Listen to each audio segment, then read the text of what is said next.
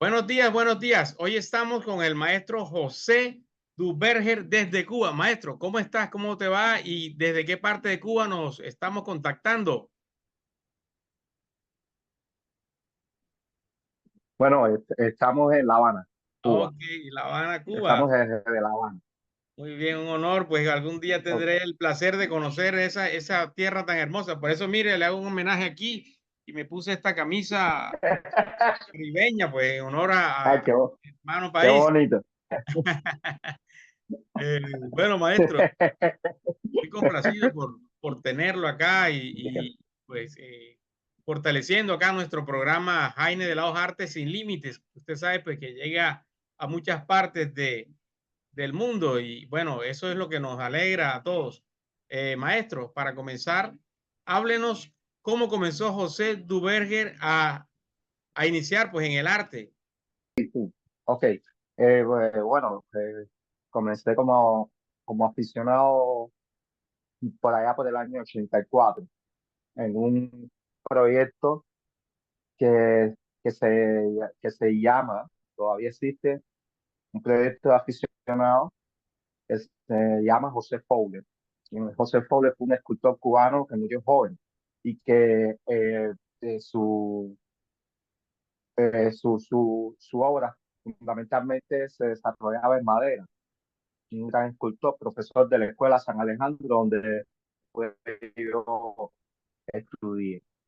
Y él murió joven y uno de sus alumnos, el profesor Osvaldo Yin, creó un proyecto para enseñar a jóvenes la técnica de la escultura en madera.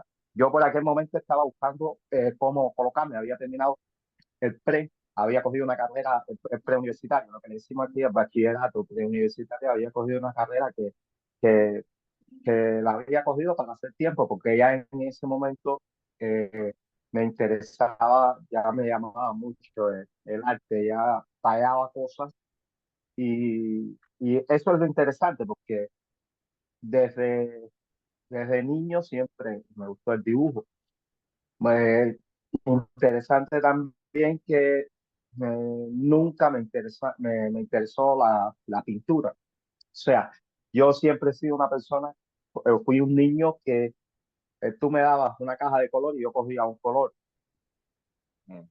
Un dibujo muy bueno que siempre tuve, y, pero nunca me interesaron los colores. Me interesaba modelar y me interesaba el dibujo. El color nunca me interesó y todavía no lo domino, no es una cosa que me atrae. Y parece que estaba destinado a ser escultor. Pero en un momento de la adolescencia,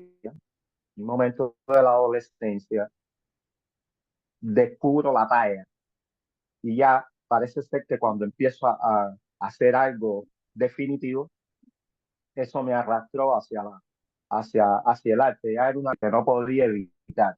Y en ese momento es que estoy terminando más o menos la adolescencia, estoy terminando el preuniversitario, pensaba coger más que me hacía muy fuerte la atracción por ese proyecto del grupo Fowler. Ahí estuve eh, como 2 años preparándome ahí y luego entré a estudiar en la Escuela de Arte San Alejandro, que es una escuela que tiene mucho prestigio, una escuela que tiene más de 200 años.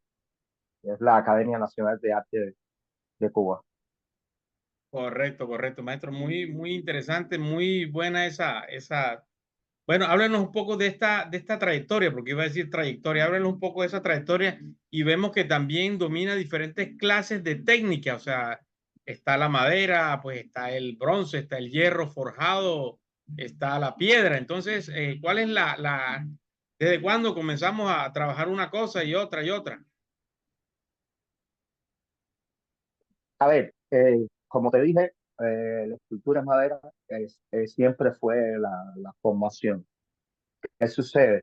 Es lo más, primero porque me formé en un grupo donde eh, lo que se enseñaba era eso. En la escuela, eh, al empezar con el modelado, el yeso y estas cosas, empiezan a, a traerme otras técnicas, ¿no? Y otros materiales, pero sabes que eso requiere otro tipo de recursos no siempre hay la economía para hacer todo tipo de cosas. Y además tienes que empezar a dominar las técnicas. Eso lleva su tiempo. Lo que más se aprende en las escuelas es el modelado. Se aprende a modelar y bueno, del modelado sacas un molde y lo puedes llevar a otro material, que la cumbre es el bronce, pero eso lleva una economía mayor. En todo este tiempo, eh, eh, como tallaba madera y, las piezas empezaron a tener mucho éxito, la forma de trabajar mía. Y entonces, bueno, la gente empezó a conocerme por un escultor que trabajaba la madera. Y incluso me conocen hoy en día por eso.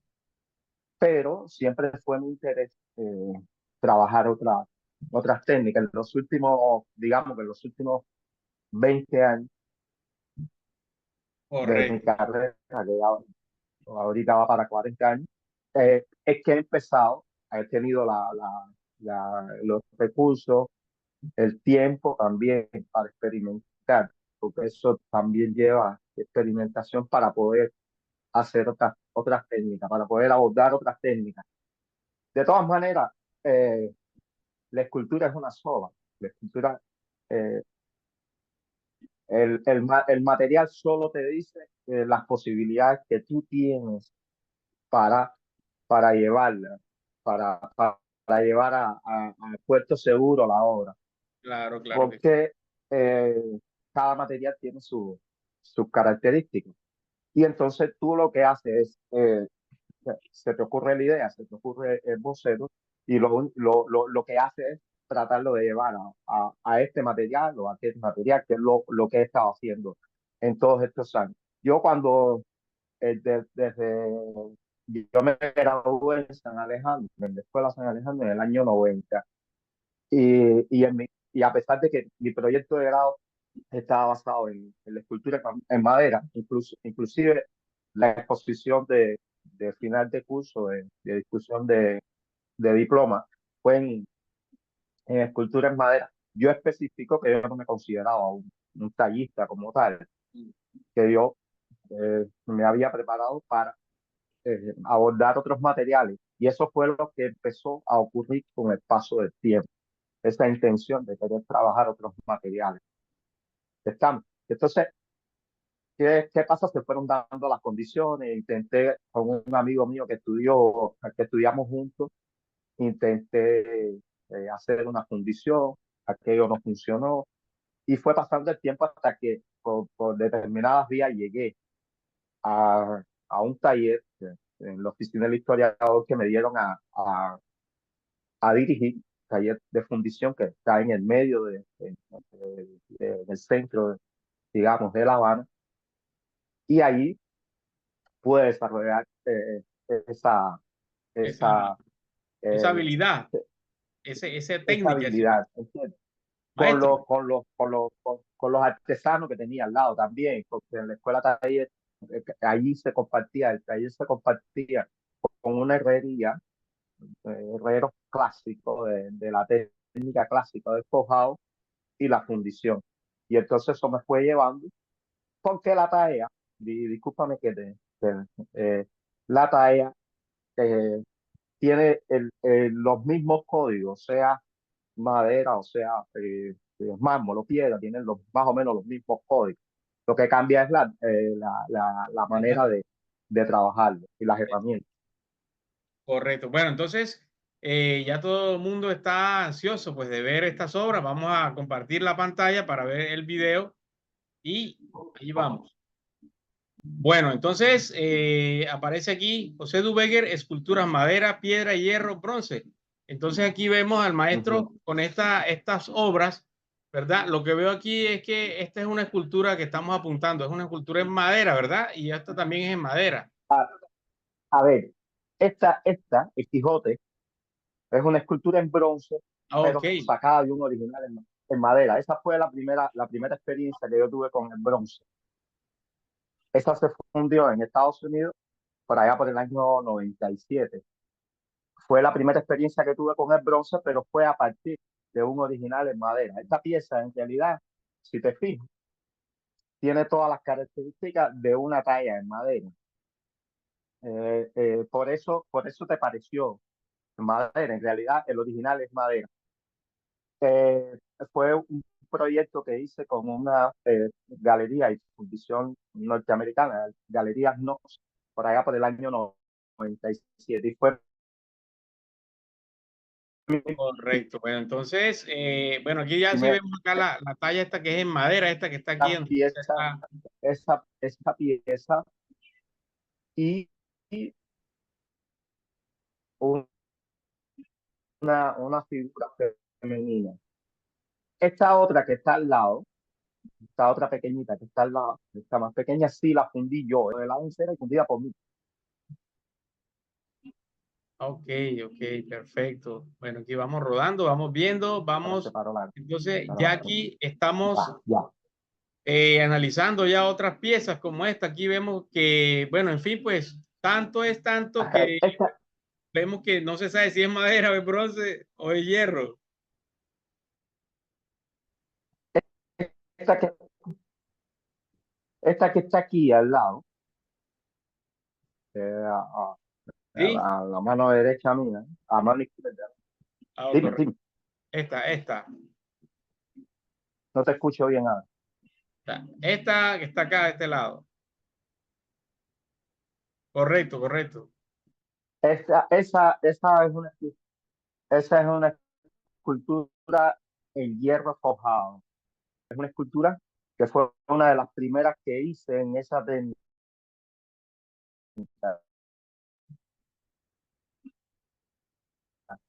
No es si te fijas, tiene la misma figuración de las esculturas en madera, solo que llevada al castillo Correcto, y correcto. soldadura. Bueno, esta obra ya es en madera. Esta sí es madera. Esta fue una serie que pertenece a una serie de esculturas que yo hice con forma de tesis que he realizado, que incluso publiqué un reel con ella. Ahí está otra. Esta es madera.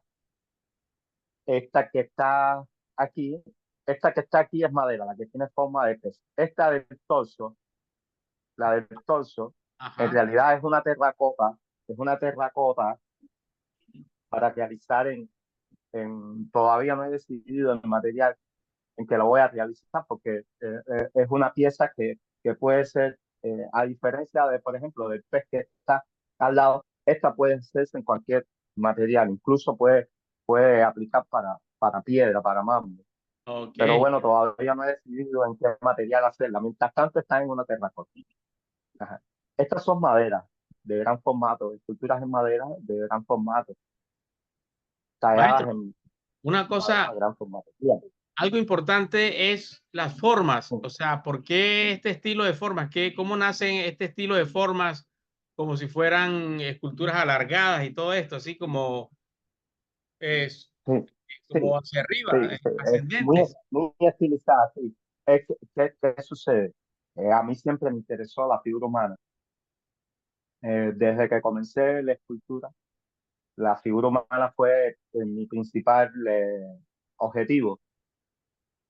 Y incluso la sé trabajar académicamente, pero hay un momento en que esa manera de hacerla académica ya no me interesaba y empecé a buscar formas de tratar primero porque eh, eso un poco me obligó el material.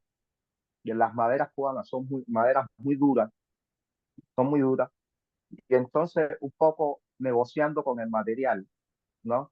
Me di cuenta que a veces son maderas muy duras y muy preciosas, tienen unas vetas, son muy cálidas, los colores son muy cálidos, aunque el hay de muchos colores. Cuba se caracteriza por tener muchas eh, variedades de madera. Y entonces, ¿qué es lo que sucede? La, la veta de las maderas, me gustaba ver la veta de la madera y me gustaba también hacer la figura humana. Y entonces tenía que negociar ahí, buscar una manera en que se encontraran los dos puntos, porque yo quería hacer figura humana, pero la figura humana, cuando te pones a hacer detallitos de los ojos, de las uñitas y esas cosas, y pules una escultura, una madera, todo eso se pierde. Y yo no quería eso, yo quería y de esta manera fue saliendo ese estilo, conversando también jugando también con el diseño, jugando con las proporciones y tratando de crear un estilo propio. Así surgió por Ok, allá por el año 89. o sea, que estamos hablando casi que de 30 a 40 años de experiencia, de trayectoria y todo esto. Exacto, Maestro, exacto. Eso fue al final ya de mi proceso de estudio en la escuela. Ya en el último año, yo me gradué en el 90, en el último año, ya, finales del último año es que sale esta forma. exacto, maestro. Y entonces, esa madera, pues vamos a algo, esta madera es tan dura que, pues ni la polilla, ni el comején, ni esos animales la corroen. A ver, las maderas cubanas tienen, no sé si sabe, Alejandro de Humboldt le llamó a Cuba el pequeño continente. Cuba es una isla grande, alargada, y dice a la llegada de los españoles a Cuba que se podía caminar desde la punta de Maicíos, pues Cuba tiene forma de caimán. Ajá. Maicí es en el oriente, desde el oriente de Cuba hasta el occidente, se podía caminar sin ver la luz del sol, porque había muchos árboles que llevaban creciendo muchos siglos, porque la población indígena que había en Cuba prácticamente vivía en armonía con la naturaleza, prácticamente no explotaba esas. Y eso dio lugar a que después, a la llegada de los españoles sí explotaron mucho las maderas cubanas, esa variedad de maderas cubanas. Hay maderas que son rojas, las hay azules, la majagua azul, que tiene color, el ébano, que es negro, se da en Cuba. Hay maderas que son blancas y muy duras. Sobre todo son muy compactas. Las maderas cubanas son muy compactas. La caoba cubana, que tiene muy buena calidad. Y eso hizo que, por ejemplo, en el siglo XVIII se establecieran en Cuba, por ejemplo, los mayores astilleros del mundo, los barcos más grandes de la Armada Española, salieron de aquí del astillero de La Habana, que se llamaba el astillero Real Astillero del Arsenal de La Habana, el astillero del Arsenal. De aquí salieron los buques más grandes que se construyeron en madera, salieron de aquí. Y entonces eso hace que la madera sea muy propicia para hacer escultura. Casi todos los artistas cubanos, los escultores cubanos, en algún momento de su vida tocaron la madera como una forma de hacer escultura. El más famoso, bueno, Agustín Cárdenas, que es uno de los grandes escultores universales. Correcto, maestro. Y esto que vemos acá, estas esculturas, vemos la del lado izquierdo que es como de color bronce, por decir algo, pero vemos que hay bastante como un martillado y vemos la otra que Sí, parece que fuera de piedra o parece que fuera de hierro. de hierro. Esta, es un busto. Si te fijas, es un busto. Sí. Ves el pectoral, ves la cabeza, ves el hombro. Fue la primera pieza que yo hice con esta técnica. Con esa técnica la hice con la ayuda de un amigo mío en su taller. Eh, y eh, eh, todavía no estaba decidido a cómo solucionar el, la textura, si pulido o si dejar la forma del martillo. Me gustó la forma de la textura del martillo y la dejé. Pero esta otra, que está aquí, si te fijas, bueno, está perfectamente pulida y quemada quemada con el soplete. Esos colores son naturales del hierro. Cuando le das calor y un poco de aceite quemado, salen esos colores. Y Ya. esta es la diferencia que hay entre las dos. Maestro, y otra cosa que le Eh, digo, o sea, pues tú sabes que estamos en una ciudad, o estamos en el Caribe, de pronto Ese, Sí, ese, claro. ese aceite quemado y eso, pues cuando llega el sol, llega la brisa, todo eso, no se va oxidando nuevamente. Es posible que sí, pero eso le llaman los herreros, le llaman pavón. Eso es como un pavón. Eso crea como un Ok. barniz natural en el hierro, que Y incluso se usa en la industria, se usa. Y el hierro aguanta un poco más en el tiempo. Si está a buen cuidado, no. Pues estas esculturas son pequeñas, son para interiores, son esculturas que apenas llegan a 1 metro, no son esculturas para exteriores. Ya ok. cuando trabajas en exteriores tienes que usar otro tipo de, de barnices y de recubrimiento. Correcto, maestro, correcto. Bueno, ya casi que pues, se nos acaba el tiempo. Pues esta trayectoria que tiene el maestro, estos años que tiene de trabajar, pues nos quedaríamos hablando como 3, 4 programas más, porque hay muchas cosas de qué hablar y de pronto pienso que de pronto puede haber una segunda oportunidad en otro momento, pues, hablemos Sí, específicamente de una técnica, de la otra y todas las que él domina. Se quedaron a en el mí, tintero, en ah, el tintero se quedaron muchas preguntas, pero bueno, sí, estamos casi que ya a puertas del tiempo que lo tenemos aquí encima. sí, yo pienso que es importante un programa como el tuyo, porque la escultura tiene códigos muy específicos y generalmente existen más eh, eh, críticas y más programas hacia las artes, hacia la pintura, hacia las artes gráficas, que hacia la escultura. La escultura domina códigos muy específicos que no todo el mundo entiende, solo los escultores Correcto. empezamos a entender. Y es muy importante que se le explique a la gente que se le cómo apreciar una obra. Por ejemplo, yo siempre digo que las esculturas cohabitan en el espacio con nosotros. Y, por ejemplo, no vas a ver nunca una escultura mía que sea simétrica, un lado igual al otro. Siempre las esculturas mías te invitan a darle la vuelta. A veces cuando yo le hago fotos por distintos ángulos, la gente se confunde y piensa que son piezas diferentes, Sí. porque cuando tú ves una pintura, la miras de frente y ya no hace falta darle la vuelta, pero una escultura tienes que invitar al espectador a que le dé la vuelta. Claro, claro. Eso es una característica. Otra, el sentido del tacto, el sentido ese áptico, la sensación áptica, que desgraciadamente los espectadores no lo pueden sentir porque en los museos y en las galerías no se puede tocar las esculturas. Eso lo sentimos nosotros, que trabajamos, que estamos constantemente rectificando con las manos a través del tacto. Bueno, maestro, nos vemos en el próximo programa. Muchas gracias por haber asistido a este programa, Jaime de los Artes Sin Límite, y no olviden suscribirse al canal. Nos vemos en la próxima con muchos más temas de arte, de escultura nacional e internacional. Bueno, Jaime, muchas gracias por la invitación a tu programa. Fue un placer. Espero que tengamos oportunidad de volver a conversar y tocar otros temas que no nos dio tiempo a tocar en esta oportunidad. Un saludo para ti, un saludo para los colombianos y bueno, nos vemos.